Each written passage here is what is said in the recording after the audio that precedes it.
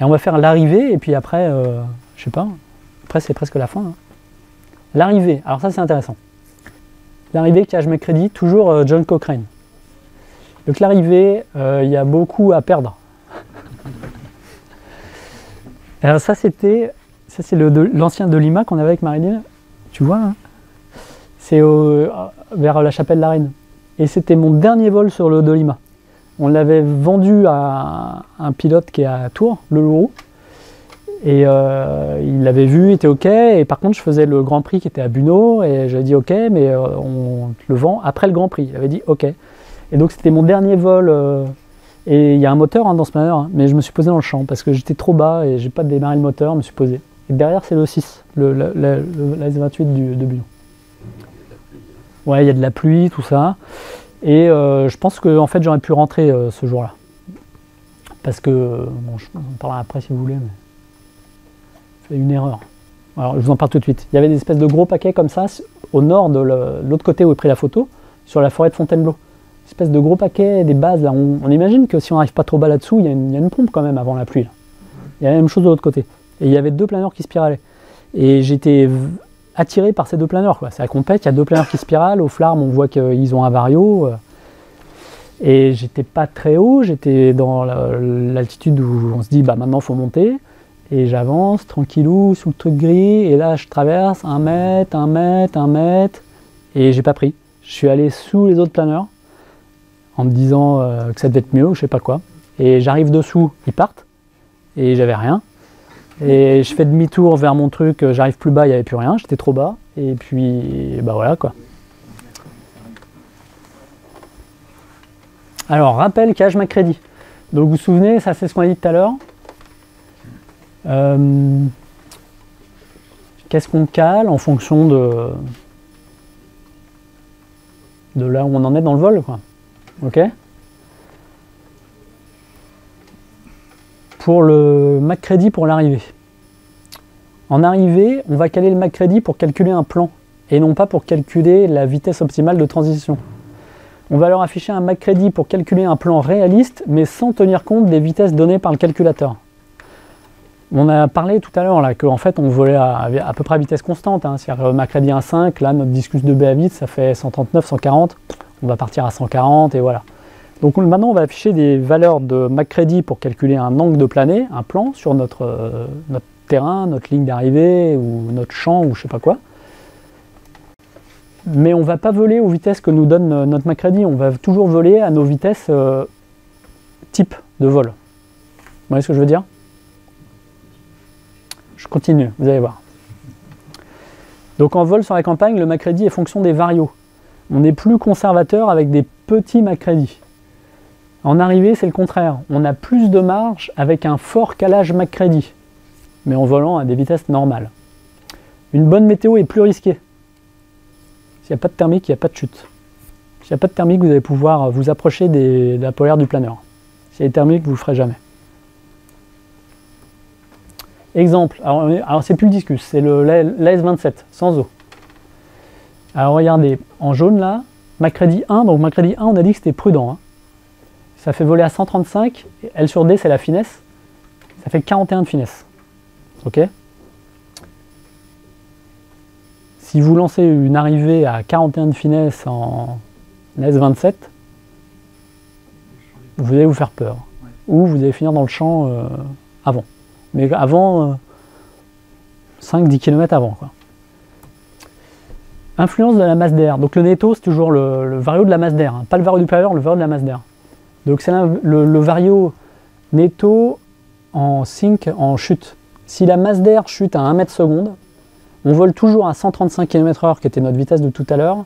Qu'est-ce qu'on fait comme finesse? On fait 19 de finesse.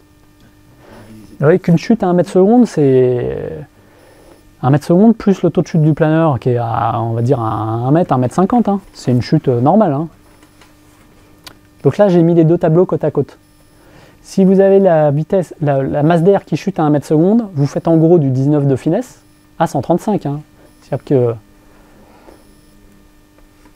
ce qui correspond pour aller chercher une finesse à peu près 19 en calant MacCready, un MacCready 4. C'est-à-dire que si vous voulez calculer un plan comme ça, là, vers votre terrain, vers Buneau, votre ligne d'arrivée, à un plan de finesse 19 en AS27, ça correspond à un McCready 4, okay, mais en volant à 135, hein, pas en volant à 200. Donc en arrivée, une bonne météo est plus risquée et nécessite un fort calage McCready, pas de thermique, pas de chute. John Cochrane, là, il nous a fait encore un calcul. Encore plus compliqué à visualiser, à imaginer. Donc ça, je vous laisserai aller voir dans son truc avec ses explications. Je vous montre quand même que en fait, les couleurs là dépendent de la distance à laquelle on est du terrain. Les courbes comme ça, là, c'est quand on est à 100 km ou à 275 km du terrain. Donc c'est ce qu'on a vu, c'est les mêmes que tout à l'heure. C'est-à-dire que le McCready affiché, il dépend de l'altitude, et plus on est bas, plus il descend. Donc quand on est loin du terrain, on retrouve bien le même calcul que tout à l'heure. Tout à l'heure, je ne sais pas si vous vous souvenez, c'était 1500 mètres. 1500 mètres, il y avait un 8, vous voyez, c'est la même chose. Et là, dans son exemple, il y a 2000 de plafond. Donc là, 2000 de plafond, il calerait 2, par exemple, dans son exemple. Ensuite, en vert et en bleu, ça serait le calage McCready à faire en fonction de la distance au terrain. Je passe parce que c'est inexploitable, sauf à aller réfléchir dessus en regardant. Mais ce qu'on peut en déduire, pour le mettre avec des phrases, la chute ne dure pas éternellement, donc on arrivait de plus loin et plus sûr. Arrivé de loin, on peut partir sur un plan faible, donc un McCready faible, ou sous le plan d'un calage raisonnable pour l'arrivée. Et arrivé de près, il faut un plan fort mais sans marge supplémentaire. Je parlerai après de l'histoire de la marge, la marge de sécurité qu'on se met. On va revoir ça avec des chiffres. Donc là, j'ai fait les chiffres pour j'ai pris je vous ai montré CU tout à l'heure, j'ai mis la power du Pégase et j'ai regardé quelle finesse ça faisait, quel McCready, etc. Donc ça, c'est un Pégase sans eau. Donc McCready 1.5, ça fait une finesse de 31, McCready 2, finesse 28, etc. Donc en Pégase, si vous voulez vous calculer un plan de finesse 20, il faut afficher McCready 4. Là, on est en spirale, on veut voir un plan de finesse 20. Alors, vous allez me dire, on peut bêtement afficher la navbox qui donne la finesse en arrivée et faire avec ça. L'inconvénient de la navbox qui donne juste la finesse en arrivée, c'est que ça ne prend pas en compte le vent. Là, quand on va mettre un calage McCready, notre calculateur, il a l'historique du vent en mémoire, ou suivant les calculateurs, il faut lui rentrer le vent, mais les trucs modernes, ils ont le vent en mémoire. Donc ce plan de finesse 20, il va être corrigé du vent, si on a du vent arrière ou du vent de face. Autre chose aussi, c'est que par exemple, vous partez sur un plan de finesse 20, vous allez commencer par avoir une dégueulante, machin, le truc de 20, il va passer à, je sais pas, 21, 22, ou 19, ou... Qu'est-ce que ça fait comme marge par rapport à notre arrivée, à notre tour de piste qu'on vise, ou à notre franchissement de la ligne d'arrivée si c'est en compète? En affichant juste une finesse, on ne sait pas trop quoi. Donc ça peut donner une bonne idée d'avoir une navbox qui affiche la finesse, la finesse requise vers le point qu'on vise, mais c'est peu précis. Ça ne veut pas dire grand-chose. C'est beaucoup plus précis d'avoir le calculateur qui affiche un écart d'altitude comparé à un McCready qu'on lui a mis. Parce que par exemple plus ou moins 200 mètres par rapport à un plan, en finesse on va pas trop voir, 20, 21, je sais pas quoi, tandis que le plus ou moins 200 mètres sur le calculateur on va le voir, et 200 mètres à 1,50 m c'est X secondes, quoi. Donc c'est du temps et donc de la vitesse sur le circuit. Bon ok, donc ça j'ai juste relevé sur ce que ça donnait sur la finesse théorique. Ici, j'ai rajouté STFC, parce que la navbox, elle s'appelle comme ça dans l'OUDI, c'est la speed to fly. Donc c'est la vitesse qui correspond au McCready et à la finesse. Okay, donc par exemple, McCready 3, ça fait finesse 23. Faire une arrivée finesse 23 en Pégase, c'est pas mal. C'est raisonnable. Hein. Ça nous donne une vitesse théorique de 157 km/h. Donc, comment on va gérer ça, comment je gère ça, et Marilyn aussi, et les autres, quoi, en équipe de France, comment on gère ça? Sur le calculateur, je suis en vol machin normal, j'ai mon McCready, on a vu 1,5 ou 2, ou si c'est pourri 1, mais bon, disons 1,5, 2. J'ai aussi une petite navbox qui m'indique que je peux afficher, qui affiche en permanence, qui me donne l'arrivée calée McCready 0. Donc, je fais jamais d'arrivée McCready 0, mais ça donne une idée que, attention, c'est bientôt l'arrivée. Comme quand la navbox McCready 0, elle dit qu'on est sur le plan de la finesse max du planeur, c'est-à-dire que ça va bientôt falloir, faut songer à l'arrivée. C'est plus un pense-bête. Donc par exemple, je suis calé 1,5 et c'est une journée correcte où on a du 2 mètres. je suis dans mon 1,5, je monte, je suis au plafond de l'ascendance et mon calculateur, mettons, me met moins 200 mètres sous mon plan. Donc je ne suis pas encore en arrivée, je ne suis pas 1,5, ça fait finesse 30, imaginons que je suis en Pégase, finesse 30 en Pégase, ça le fait, mais bon, ça peut le faire. Mais bon, ça le fait si ça chemine, s'il y a des cumulus, etc. Ou si c'est en fin de journée, que c'est bien calme et que je vais tirer ma finesse. Donc je vais laisser mon calage 1,5, je suis au sommet de mon ascendance, je suis moins X mètres sous le plan, et je continue mon circuit en cheminant. Et alors là, il y a deux stratégies. Soit on estime qu'en cheminant, on va pouvoir gagner sur ce plan, améliorer, c'est-à-dire tirer plus que 30 de finesse en cheminant. Et donc au fur et à mesure, on chemine, et puis on passe de moins quelque chose à 0 mètre sur son plan. Ensuite, il faut se mettre une marge. On part de la marge tout de suite ou pas? Alors la marge. Non, on fera après la marge. On oublie la marge, on en parlera après. Mettons que je vise, alors moi ce que je vise d'arriver plus 200. Parce que plus 200, ça permet d'étaler une dégueulante sur le dernier plané, ça plane mal, ça machin, où il y a plus de vent de face, où il y a quelque chose. Plus 200, c'est une petite marge qui permet de ne pas arriver sous la ligne d'arrivée. Et c'est une marge qui n'est pas trop importante et qui permet, quand on voit qu'on la conserve bien, à la fin d'accélérer et de passer avec moins de 200 mètres de marge en sécurité en accélérant. Donc moi ce que je vise c'est 200. Donc je vais avoir mon Macready calé 1,5 et j'essaye de cheminer pour gagner en marge, pour avoir mes plus de 200. Si tout va bien, je continue, c'est une journée où c'est bon, je continue à cheminer, Ouais, c'est arrivé tendu de compète. 1,5, plus 200, puis je continue à bien cheminer, puis là je fais plus 220, plus 230. Et bien je vais monter mon Macready pour rester à plus 200 de marge. Et quand je vais arriver à un Macready, mettons 2,5, là je sais que Macready 2,5 avec plus 200 mètres sur le plan, je mets en Pégase, je mets 150, 170, droit vers le terrain, machin, ça passe. Ça c'est quand ça chemine, ça machin, c'est bon. Et c'est une arrivée en fait en partant de loin sous le plan et en gagnant sur le plan. Donc on gagne sur le plan, on se met sa marge et après on augmente doucement le Macready parce qu'une arrivée de Macready 1,5 c'est très tendu comme arrivée. Et il faut mieux faire une arrivée qu'aller 2,5. Surtout s'il y a encore des ascendances. C'est-à-dire que si c'est en fin de journée et tout, il n'y a plus de pompe, vous allez pouvoir tirer la finesse du Macready 1,5. Mais s'il y a encore des ascendances, vous passez dans une dégueulante, en plus à la fin on est loin des sommets des ascendances, donc on ne sait pas bien se positionner. Passez un peu dans la dégueulante qui a 1,5, vous vous êtes posé avant le terrain. Même stratégie avec un planeur plus performant? Ouais, pareil. L'autre truc, c'est vous êtes à 1,5, machin, donc vous arrivez presque sur votre plan au sommet de votre ascendance, mais pas encore sur le plan, et vous continuez, et vous vous réarrêtez dans des ascendances.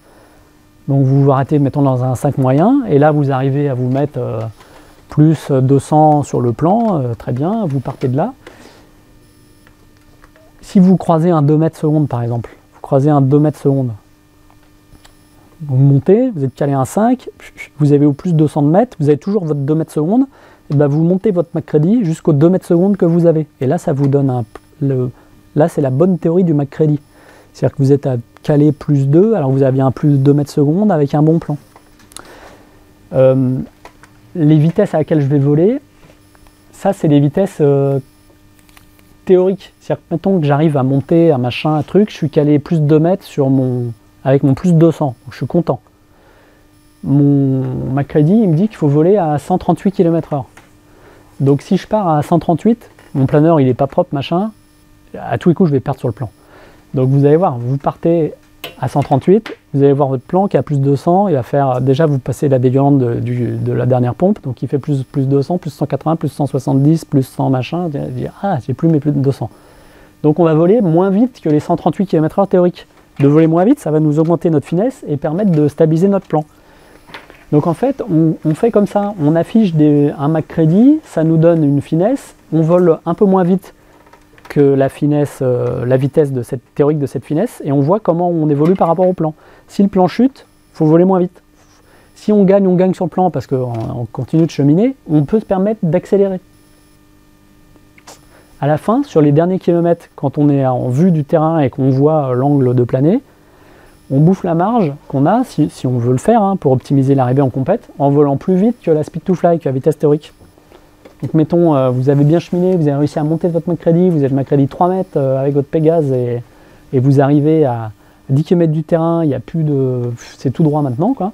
Et ben c'est 157 la vitesse théorique, et ben vous êtes plus de 200 mètres de marge, et ben vous mettez 170, vous allez avoir la marge de 200 mètres qui diminue, pour passer votre cercle à plus 20 mètres si vous visiez ça ou pas, quoi. Le cercle en mettre un intérêt. Ouais, alors ça j'en reparle après. Ah ouais. Question qu'on peut se poser. Vous êtes sur le plan, donc vous êtes calé comme vous vouliez, et vous tapez un bon vario. Est-ce que ça vaut le coup de le prendre ou pas? On va aller plus vite ensuite, mais on va perdre du temps à monter. Voilà, on va perdre du temps à monter, mais on va pouvoir voler plus vite sur le plané suivant. Donc est-ce que ça vaut le coup ou pas? Donc exemple, si vous êtes calé sur votre plan 2.5, donc vous êtes sur le plan 2.5 avec la marge que vous avez jugée raisonnable. Si vous estimez que le vario moyen que vous traversez, il va être supérieur à 2.5, ça vaut le coup de le prendre. Donc vous allez prendre votre pompe, mettons qu'elle est bonne, elle fait 2.8, 2.8, 2.8, vous calez 2.8 au Macready, et vous voyez où vous en êtes par rapport à votre nouveau plan calé 2.8. D'accord? Si votre pompe finalement elle redescend, il n'y a plus de 8, il y a 2.5, vous recalez 2.5, et puis bah faut y aller, quoi. Donc une arrivée, voilà, ça c'est le résumé. Les valeurs qui fonctionnent, donc c'est à peu près, pour tous les planeurs modernes, c'est les mêmes valeurs de Macready. Macready fonctionne de la polaire, donc ça marche sur tous les planeurs, quoi. Donc les valeurs de finesse qui sont données, ça dépend des planeurs. Mais les valeurs de Macready, ça marche sur tous les planeurs. Faire une arrivée Macready 1.5, c'est en compétition, c'est une arrivée, c'est-à-dire c'est tendu. Devant, il y a des beaux champs, c'est parce que vous allez finir, ça fait des plans faibles. Et faut se dire que ça peut finir dans un champ, quoi. Donc Macready 1.5, c'est tendu, quoi. Mais si ça chemine, bon, ça peut le faire. Mais le but, c'est plutôt de partir, si ça chemine, je dirais, si vous n'êtes pas loupé, vous partez sur un 5, mais à la fin, vous finirez pas sur un 5, vous serez sur un Macready plus fort. Mais si votre dernière pompe, c'est la dernière, et elle vous permet pas plus de faire Macready 1.5, c'est une arrivée tendue, quoi. Macready 2, 2.5, c'est des arrivées normales. Moi, c'est ce que j'essaie de viser. Si je finis avec 2.5 à mon Macready... plus ta marge. Plus ma marge, ouais. Alors la marge, on va en parler après de la marge. C'est 200 mètres. Ouais. Et Macready 3.3.5, bah ça, c'est plus sûr. Hein. Macready, si vous mettez sur un plan 3.3.5, c'est plus sûr. Mais attention, je répète, hein, 3.3.5, vous ne transitez pas à 200. Hein. Vous transitez comme d'hab pendant le circuit à 150. Ça correspond à un plan de finesse 20. Alors ça, c'est valable quand il y a peu de champs, ou quand il y a où c'est montagneux, ou c'est une journée où ça chute, quoi. Il y a des grosses dégueulantes, faut prendre ça, quoi. Et caler plus fort, bah, pluie, onde, vent fort. Enfin, après, il y a toujours des jours où il faut prendre vachement plus de marche. Donc les réglages du calculateur. Afficher la finesse vers l'arrivée pour détecter les erreurs de réglage. Donc, je vous ai parlé d'une petite mapbox, on peut souvent, la plupart du temps, afficher une finesse vers le prochain point. La finesse requise pour aller au prochain point. C'est bien de l'avoir parce que, surtout en passant d'un planeur club à l'autre et tout ça, machin, on peut se gourer dans notre calculateur, ne pas avoir le bon point d'arrivée ou pas la bonne altitude du bon point d'arrivée ou faire n'importe quel autre truc. Et vous pouvez voir que si votre truc il dit que vous êtes finesse 15 et que le calculateur il vous dit moins 100, à moins qu'il y ait 50 km devant, il y a une erreur. Hein, et pareil dans l'autre sens. Donc c'est bien de l'avoir pour avoir un ordre de grandeur. Mais c'est pas assez précis. Pour faire des belles arrivées, hein, je parle là on est dans le cadre on veut gagner des secondes sur les autres. Donc il faut la polaire choisie. Alors quelle polaire choisir? Les calculateurs ils ont des polaires théoriques des planeurs. On les fait jamais les polaires théoriques. Sur la plupart des calculateurs on peut rentrer des bugs. On peut dire tant de % de bugs et tout ça. Bon, moi, je mets jamais de bugs. Par contre, je monte mon Macready. Ça revient au même. Ça décale la polaire vers le bas. C'est exactement pareil. Alors après, peut-être vous pouvez t'habituer à mettre, je sais pas quoi, 10% de bugs et machin et tout. Mais enfin, moi, je fais pas. Je mets juste, je sais que Macready 1.5 c'est chaud, Macready 2.5 c'est bien, quoi. Le vent. Alors les calculateurs, souvent, bah, ils prennent en compte le vent. Alors il y a les anciens calculateurs, il faut leur rentrer le vent en manuel, vous pouvez, mais sinon ils ont l'historique du vent. Le problème c'est que quand vous êtes parti le matin, il a gardé l'historique de vent dans la tranche 500 mètres, 1000 mètres, tout ça. Et si ça se trouve, vous avez fait votre vol au-dessus, le vent n'est plus le même, le vent il a changé. Donc quand j'y pense, j'essaie d'y penser mais j'y pense pas toujours, mais quand j'y pense, je vais dans la page vent du calculateur et je regarde le vent que j'ai. Et le vent que j'ai, s'il est de face, généralement le vent il diminue en descendant. S'il est de face, je force le vent que j'ai sur toutes les altitudes, comme ça je suis tranquille. Si c'est du vent arrière, j'y touche pas. C'est une question, l'historique des vents, il a pris à toutes les altitudes. Il a pris, ouais, mais des fois c'est tôt le matin. Ouais. C'est-à-dire qu'en fin de compte, si tu as une baisse de vent ou une augmentation ouais, souvent tu as le vent du matin, à moins qu'il soit descendu et tout, mais souvent le vent il n'est pas terrible. Des fois, quand les gens discutent entre eux et qu'il y a les mêmes planeurs, il y a des écarts de trucs, c'est parce qu'on n'a pas le même vent. Donc moi j'aime bien, quand j'y pense pas tout le temps, à forcer le vent. Je mets le vent que j'ai et voilà. Et c'est la somme de tous les vents statistiquement qui ont été écrits pour ce vol, qui ne tient pas compte des tranches d'altitude. Si, normalement, si. Enfin, ça dépend. Le LX 90, toute la série 90 tient compte du vent dans toutes les tranches d'altitude. Ah ouais, statistique de vent dans la tranche d'altitude. Ouais, de là où tu es jusqu'au sol. C'est pour ça que des fois, il n'est pas le même, tu vois. Donc, ça a changé. À marge de sécurité.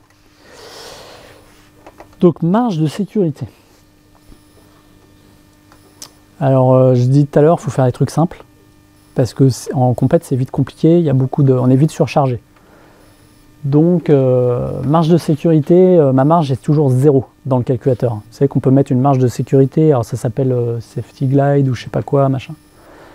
Donc ma marge est toujours 0. Et ma marge, elle est celle que je décide, qui dépend de ce que je vois et de ce que je veux. Et donc ce qui est affiché à l'écran, c'est ma marge réelle. Par exemple, vous voulez arriver à Buneau à 300 mètres sol pour faire votre tour de piste. Ben, vous allez mettre, alors soit vous êtes joueur, vous dites j'arrive direct en haut arrière machin, vous faites plus 300, soit vous dites je veux arriver, je sais pas, 200 mètres au-dessus, bah, je veux plus 500, et voilà. Et vous allez vous-même vous mettre votre plus 500, parce que qu'est-ce qui va se passer, c'est que si vous voulez plus 500, vous êtes au kilomètre machin là, et votre truc il indique plus 430, vous allez dire ouais mais plus 430, mais en fait j'ai 500 mètres de marge, donc parce que votre truc il va vous dire moins 70, tu vois. Ouais, moins 70, mais en fait j'ai plus 500, donc je suis plus 430, donc c'est trop compliqué et tu vas vous gourer, vous en mettez les pinceaux. Quoi. Justement, c'est ce qui m'est arrivé. J'ai voulu sur un retour de circuit à 300, bon, c'est le salto, hein, j'avais la vallée de l'Essonne à passer en rentrant par l'ouest et j'avais mis une marge de sécurité de 200 mètres sur le Vario. Je m'en souvenais plus vraiment, enfin il était marqué hein, sur le truc. Puis je voyais le plan, j'étais à moins 50 mètres. Plus la marge qui était déjà écrite. Donc je passe la vallée d'Essonne, je la passe pas. Bon, j'ai décidé de me vacher juste avant la vallée de l'Essonne et j'ai bien fait. Parce qu'en fin de compte, ça m'a généré une erreur. Alors maintenant, ma marge, elle est toujours à 0. Ouais. En plus, et c'est celle que je me définis, c'est exactement voilà. En plus, la marge, elle dépend vraiment de la distance à laquelle vous êtes du terrain. Le calculateur est à 0, je la décide. C'est-à-dire que quand tu es à la vallée de l'Essonne, si tu as plus 200 par rapport au sol, tu vas arriver à plus 200 si tu as un Macready qui va bien. Par contre, quand tu es au kilomètre 40, plus 200, il veut rien dire, quoi, parce que ça va changer d'ici là. Et puis si tu pars avec, si tu te mets 200 mètres de marge au-dessus de tes 200 mètres que tu as déjà et tes machins, tu montes trop, tu perds trop de temps à monter et tout. S'il y a du vent de face, il faut se prendre plus de marge, parce que c'est plus vite fait, les dégueulantes durent plus longtemps. Quoi. Autre chose, en compète, maintenant toutes les arrivées au championnat de France, c'est sur des cercles d'arrivée. Ça c'est le PowerPoint du championnat 18 mètres qui est libre qui était là l'année dernière. Donc le cercle était à 5 km. 300 mètres QNH. Donc 5 km finesse 30, ça fait 3 x 5, 15, ça fait 150 mètres, plus les 128 mètres du terrain, on a arrondi à 300 mètres QNH. Donc le bout du cercle, le passage du cercle, il est finesse 30 du terrain. Donc en 18 mètres et en libre, c'est très bien. Ça laisse largement de quoi faire une directe ou un tour de piste. Donc vous pouvez décider, ce que vous visez, c'est de passer, bon, pas à 301 mètres, mais de passer à 320 mètres, 310 mètres la ligne, parce que les calculateurs sont précis.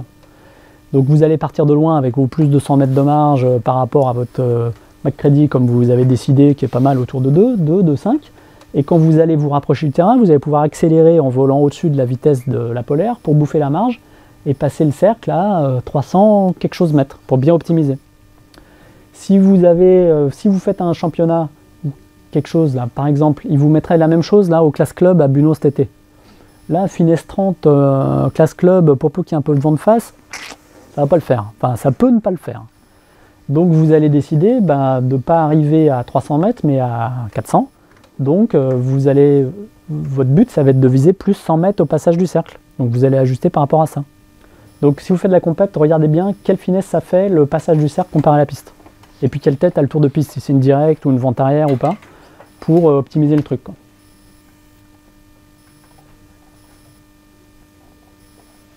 L'année dernière au championnat de France 18 mètres, le circuit, donc il partait là-bas à l'ouest, un point au sud, un point au nord, vers Dreux, là, ça revenait là, c'est Tivard, le dernier secteur, et Buno. Bon, vous voyez où je suis passé, là, le gros écart, là. Là, il y a un gros écart, là, aller chercher, monter ici, machin. Bon, alors pourquoi? Voilà la tête que ça.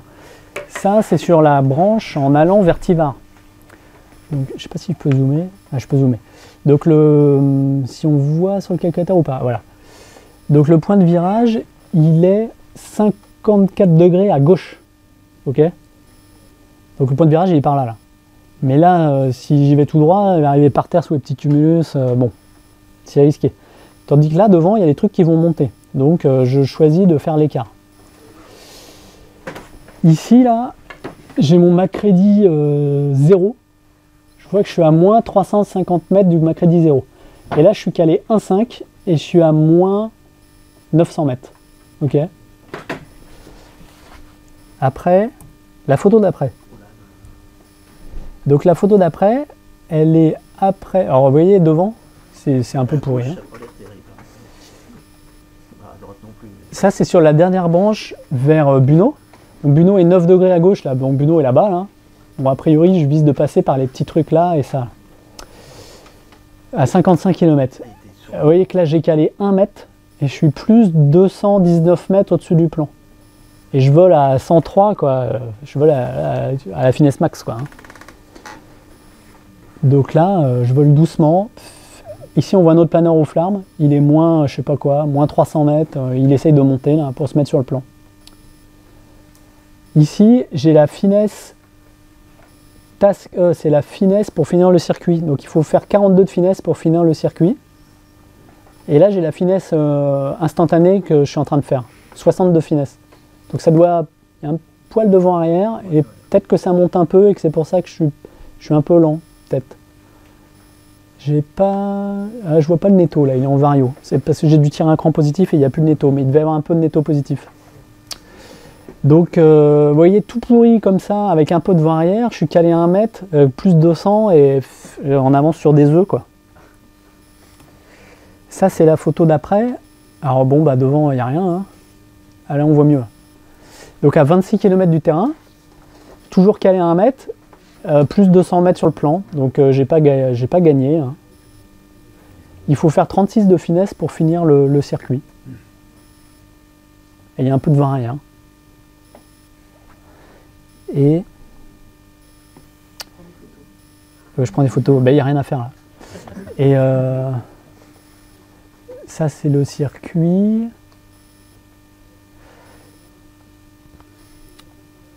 La branche d'arrivée elle est là-dessus. Hein. Et alors l'arrivée, la finesse elle est marquée par rapport au sol et c'est pour ça qu'elle n'est pas super importante, c'est parce que le cercle d'arrivée il faut le passer à 300 mètres. Alors ça... je peux peut-être afficher la vitesse, la couleur du bazar. Je vais afficher...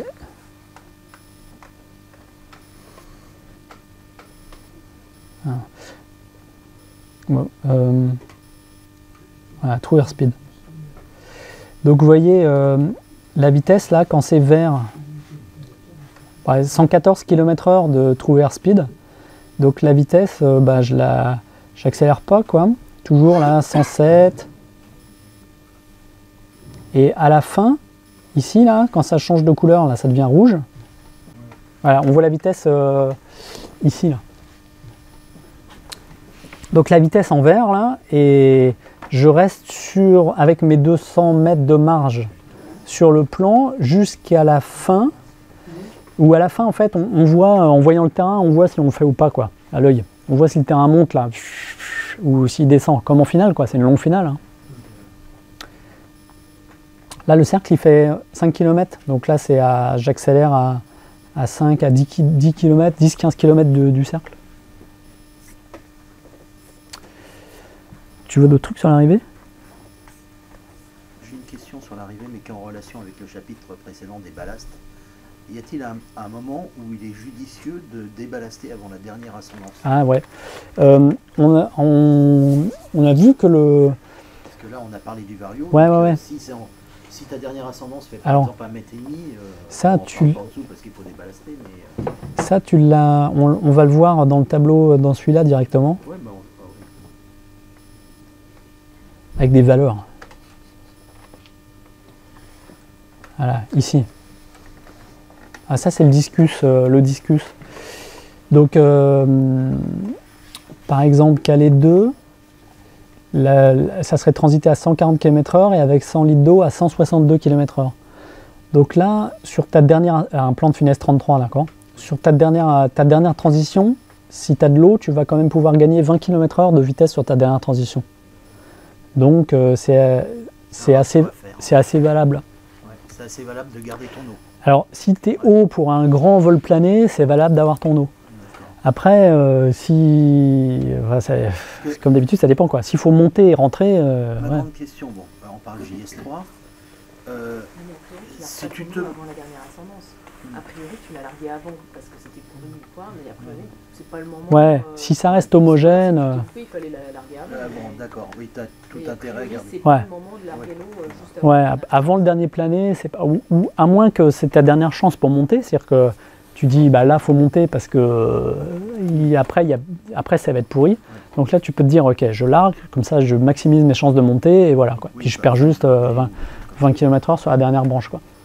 Et toujours avec la même question, quel est le delta de VZ entre un planeur qui est vide avec une inclinaison normale de 40 degrés et un planeur qui est plein? C'est pas tellement le problème en fait. Ouais, c'est D'accord. Le problème c'est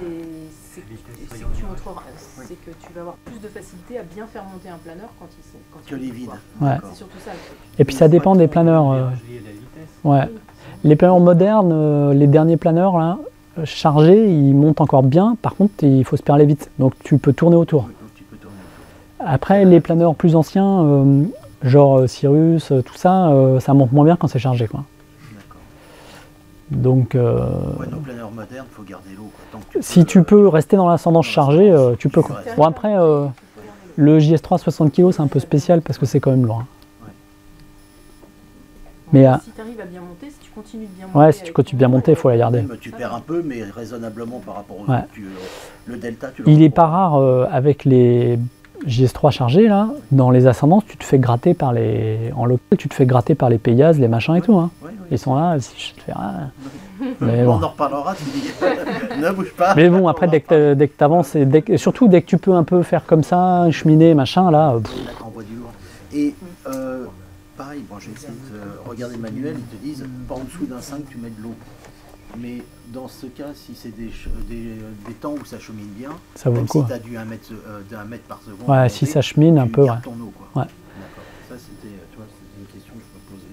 Mais pas, Je trouvais ça logique, mais pas full, quoi. Hein. Ouais. Bon, c'était l'arrivée. Avec réglage du calculateur. Vous dites si... Non, ça va? La vis y tient.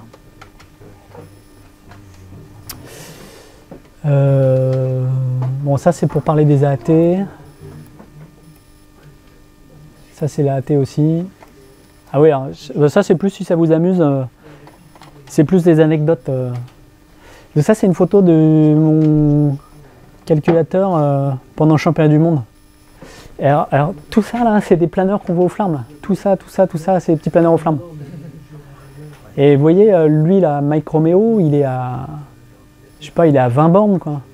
Donc je vois qu'il est moins 120 mètres et il monte à plus 10 mètres secondes. C'est du vario instantané relatif par rapport au mien. Donc les varios ne veulent pas dire grand-chose, à part qu'on voit s'il y a du positif. Quand il y a du...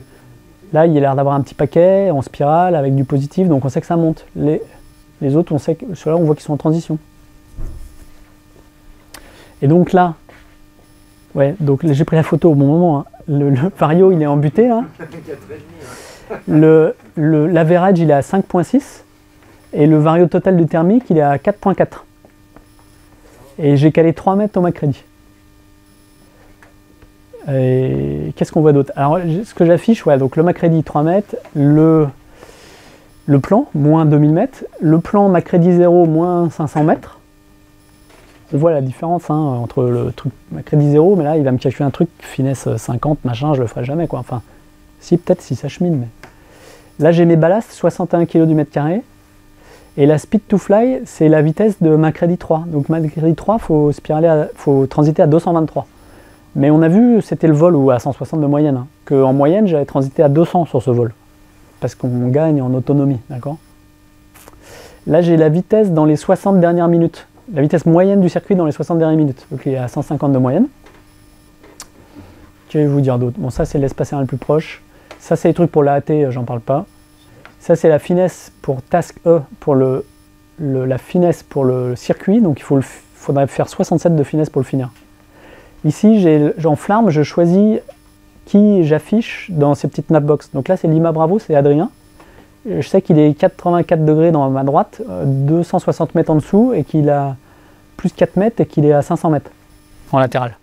Donc là, j'ai toujours mon binôme ou le planeur que je veux, toujours ces infos.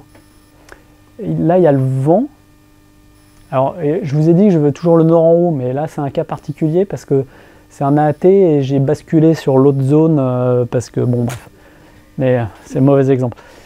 C'est-à-dire que le planeur, vous voyez, il a la tête en bas, mon planeur. Normalement, il n'a jamais la tête en bas, il est toujours en haut. Ici, j'affiche la flèche du vent. Donc là, j'ai toujours le vent par rapport à moi. Et au fur et à mesure que je spirale, le vent, il tourne autour, là. Et là, j'ai une petite napbox avec les altitudes. Alors, oui, altitude IGC, c'est pas l'altitude... il affiche l'altitude qu'enregistre le logger.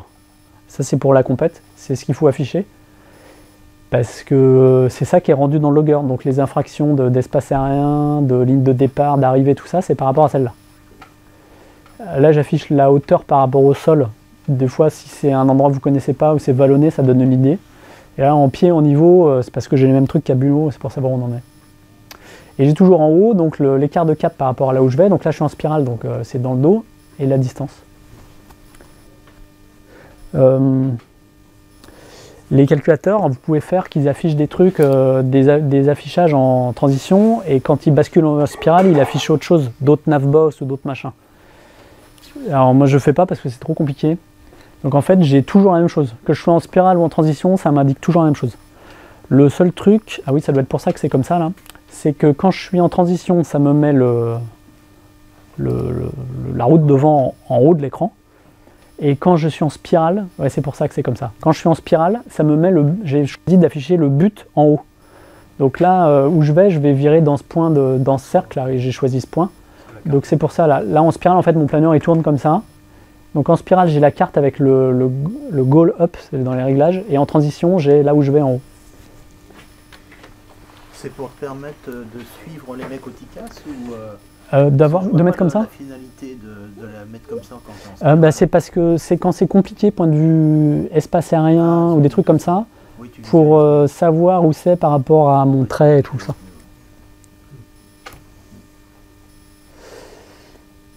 Ça, c'est un autre vol.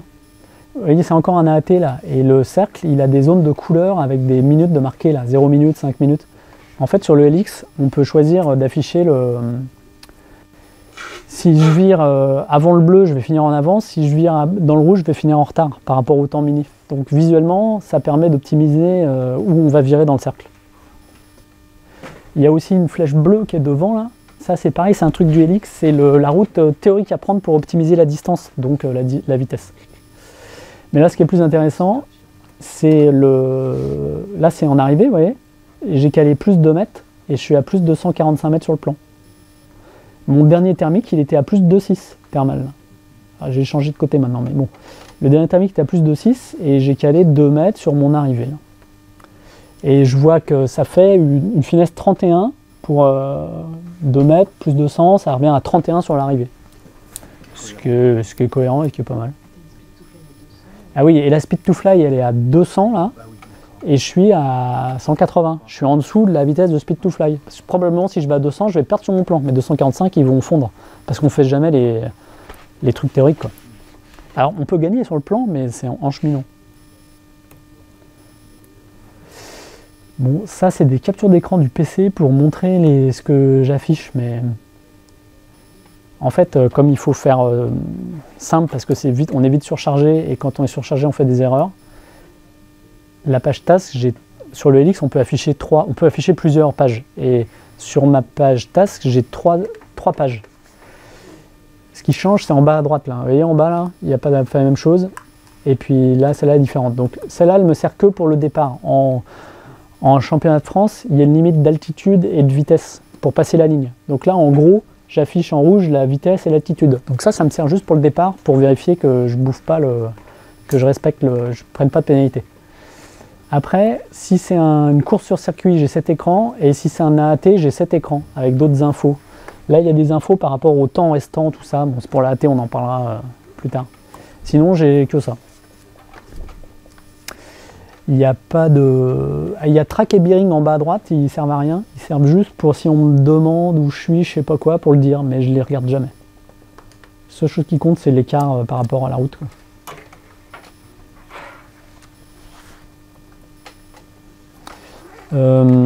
Pour finir, gestion de ballast, arrivée, préparation du planeur, bon ça c'est pour les compétitions. Ah oui, le centrage c'est important il y a des grosses différences de performance, surtout en montée en fonction du centrage du planeur. Il faut regarder dans le manuel de vol, souvent c'est marqué quel est le centrage optimum pour la perfo. La règle générale, c'est un planeur sans volet, il faut qu'il soit centré il y a toute la plage de centrage, il faut qu'il soit centré à 1/3 de l'arrière, quoi, ou à 2/3 vers l'arrière, quoi. Et un planeur à volet, souvent le centrage optimum c'est à la limite arrière. Après il faut adapter, hein, mais... Les instruments, alors ouais, alors moi je vous recommande les batteries LIFEP-O4 là, c'est batteries qui tiennent, parce que tomber en panne de batterie, enfin si vous voulez optimiser les trucs, il ne faut pas tomber en panne de batterie. Vario bien compensé, alors il y a des gens qui jouent que par le type 100, d'autres par le Winter, d'autres... Ce qui compte c'est d'avoir un vario auquel vous êtes habitué. Parce que chaque vario a sa sensibilité et son retard. Et on s'habitue à un vario à force de prendre et de recentrer les ascendances. Et pour bien optimiser ça, il faut un vario auquel on est habitué. Sur les varios électroniques type Helix, c'est plus facile de les brancher juste sur la totale et la statique avec une compensation électronique à 100%. Parce que c'est très sensible et que si c'est branché sur l'antenne de compensation, il y a souvent des micro-fuites et le vario marche finalement moins bien. Source d'affichage, ouais, c'est pour la compète, il faut penser à afficher l'altitude IGC. L'altitude IGC, elle est enregistrée par la capsule Barrow qui est dans le Helix, enfin, ou dans le logger. Donc c'est la pression du cockpit en fait. Elle est moins juste que la pression qui est sur les statiques, mais c'est celle qu'on rend à l'organisateur, donc c'est celle-là qui compte, même si elle est moins juste, pour la compète. Hein. Avec le QNH de l'organisation. Ça n'a pas trop d'importance parce qu'au décollage, par CU, il est recalé à l'altitude de décollage.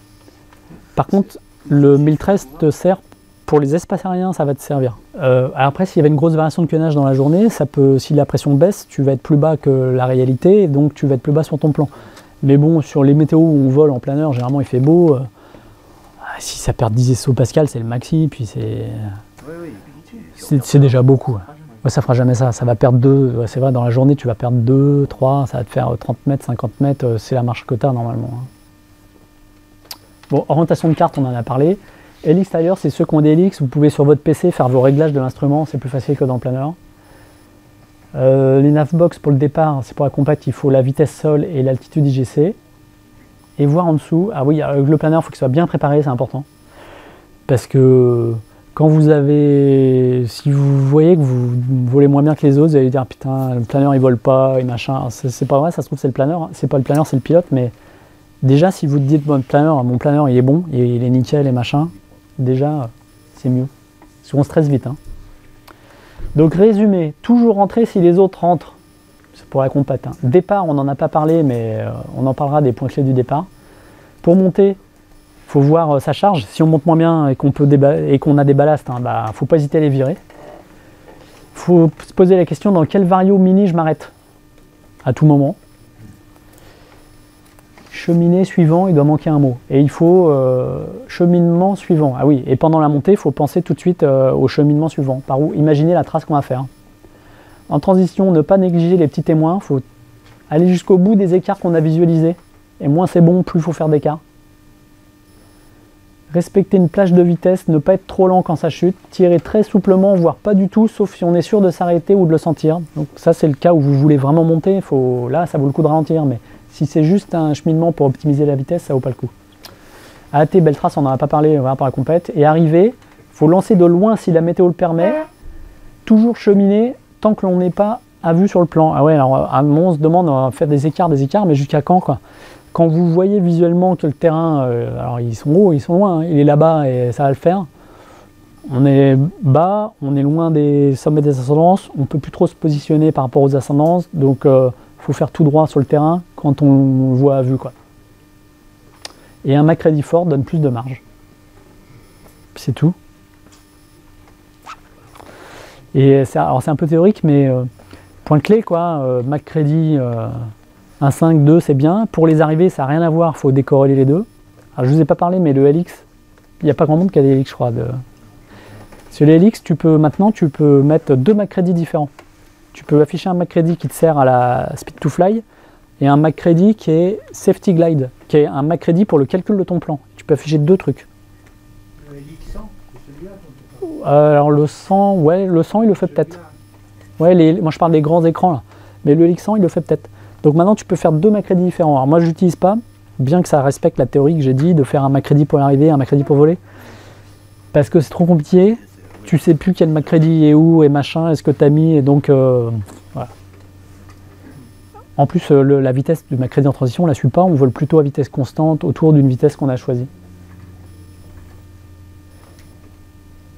Tu pourrais rajouter faire simple. Ouais, faire simple. Plusieurs peuvent dire qu'à faire. Et Eric il dit quoi? Le vol à voile est un sport à maturité tardive.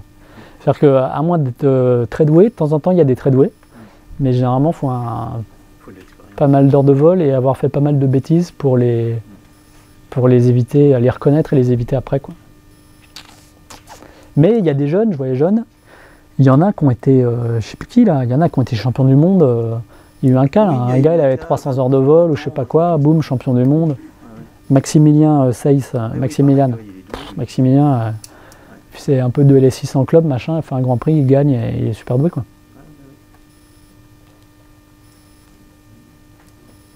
Eh ben, il est presque 13h. Hein.